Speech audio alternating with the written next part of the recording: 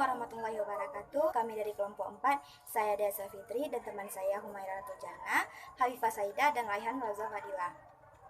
Kami dari kelompok 4 ingin mempresentasikan hasil kerja makalah kami dalam mata kuliah PPKN yang berjudul Wawasan Nusantara dan Geopolitik.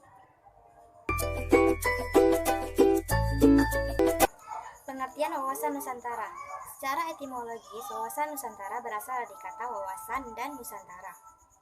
Wawasan berasal dari bahasa Jawa, yaitu wawas, yang berarti tinjauan, pandangan, serta penglihatan indrawi. Jadi, wawasan berarti pula cara bagaimana kita melihat dan cara bagaimana kita memandang. Sedangkan Nusantara yaitu berasal dari kata nusa dan antara. Nusa merupakan suatu pulau atau kesatuan kepulauan, sedangkan antara menunjukkan antara dua unsur. Jadi, Nusantara adalah kesatuan kepulauan yang terletak di antara dua benua, yaitu benua Asia dan benua Australia, dan di antara dua samudra, yaitu Samudra Pasifik dan Hindia.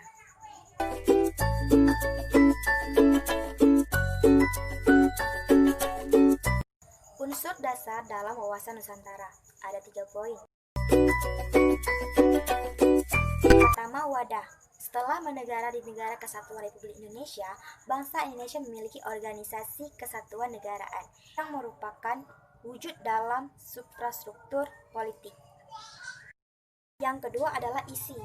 Isi adalah aspirasi bangsa yang berkembang di masyarakat dan cita-cita serta tujuan nasional yang terdapat di dalam Undang-Undang Dasar 1945. Yang ketiga, tata laku. Tata laku merupakan interaksi antara wadah dan isi yang terdiri dari tata laku batiniah dan tata laku lahiriah.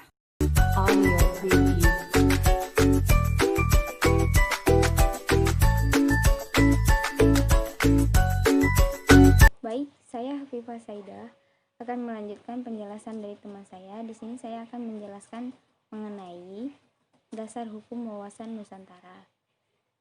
Dasar hukum wawasan Nusantara diterima sebagai konsepsi politik kewarganegaraan yang tercantum dalam dasar-dasar hukum. Kedudukan wawasan Nusantara. Berkedudukan sebagai visi bangsa. Bangsa nasional merupakan visi bangsa yang bersangkutan dalam menuju masa depan. Dalam paradigma nasional, kedudukan wawasan Nusantara adalah sebagai berikut.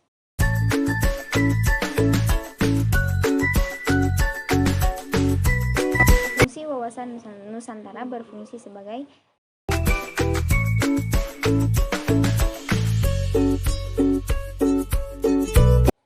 tujuan wawasan Nusantara. Wawasan Nusantara bertujuan mewujudkan nasionalisme yang tinggi di segala aspek kehidupan rakyat Indonesia yang lebih mengutamakan kepentingan nasional daripada kepentingan individu, kelompok, golongan, suku, bangsa, maupun daerah. Hal tersebut bukan berarti menghilangkan kepentingan individu, kelompok, suku, bangsa, atau daerah. Kepentingan tersebut tetap dihormati, diakui, dan dipenuhi selama tidak bertentangan dengan kepentingan nasional atau kepentingan masyarakat banyak.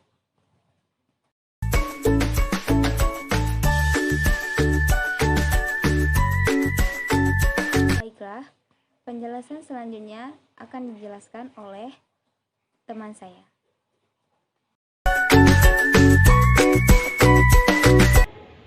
Baik, nama saya Humaira Tuljana. Saya akan melanjutkan penjelasan dari rekan saya. Baik, yang pertama sekali saya akan menjelaskan tentang asas wawasan Nusantara. Asas wawasan Nusantara merupakan ketentuan-ketentuan atau kaidah-kaidah dasar yang harus dipatuhi, ditaati, dipelihara, dan diciptakan demi tetap taat dan setianya komponen pembentuk bangsa Indonesia terhadap kesepakatan bersama. Dan harus disadari bahwa jika asas wawasan Nusantara diabaikan, maka komponen pembentuk kesepakatan bersama akan melanggar kesepakatan bersama tersebut, yang berarti akan bercerai-berainya bangsa Indonesia. Asas wawasan Nusantara itu terdiri atas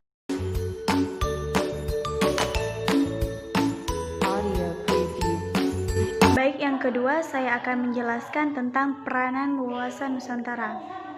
Wawasan Nusantara memiliki peranan-peranan, yaitu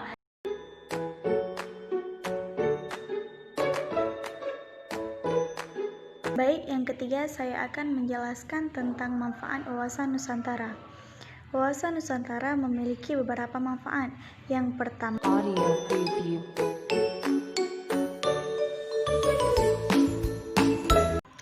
yang keempat, saya akan menjelaskan tentang sasaran implementasi dan perwujudan wawasan Nusantara. Tantangan dalam mengimplementasikan wawasan Nusantara yaitu sikap mental yang berarti kesukuan, kedaerahan, mementingkan golongan atau partai, dan globalisasi yang berarti dunia tanpa batas, kapitalisme yang baru, pasar bebas atau pasar dunia. Sebagai cara pandang dan visi nasional Indonesia, wawasan Nusantara harus dijadikan arahan, pedoman, acuan, dan tuntutan bagi setiap individu bangsa Indonesia dalam membangun dan memelihara tuntunan bangsa dan negara kesatuan Republik Indonesia.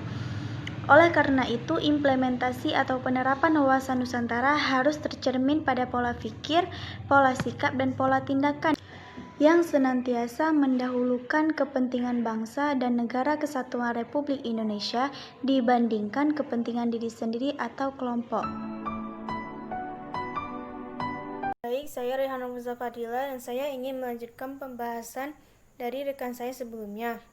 Kedudukan wawasan Nusantara adalah sebagai visi bangsa, adalah keadaan atau rumusan umum mengenai keadaan yang diinginkan. Wawasan nasional merupakan visi bangsa yang bersangkutan dalam menuju masa depan. Visi bangsa Indonesia sesuai dengan konsep wawasan Nusantara adalah menjadi bangsa yang satu. Kemudian pengertian geopolitik. Kata geopolitik berasal dari kata geo dan politik. Geo berarti bumi dan politik berasal dari bahasa Yunani politeia, berarti kesatuan masyarakat yang berdiri sendiri atau negara, dan teia yang berarti urusan. Sementara dalam bahasa Inggris, politeia adalah suatu rangkaian asas atau prinsip, keadaan, cara dan alat yang digunakan untuk mencapai cita-cita dan tujuan tertentu. Kemudian ada pandangan-pandangan ahli geopolitik. Berikut beberapa pandangan-pandangan geopolitik dari ahli geopolitik.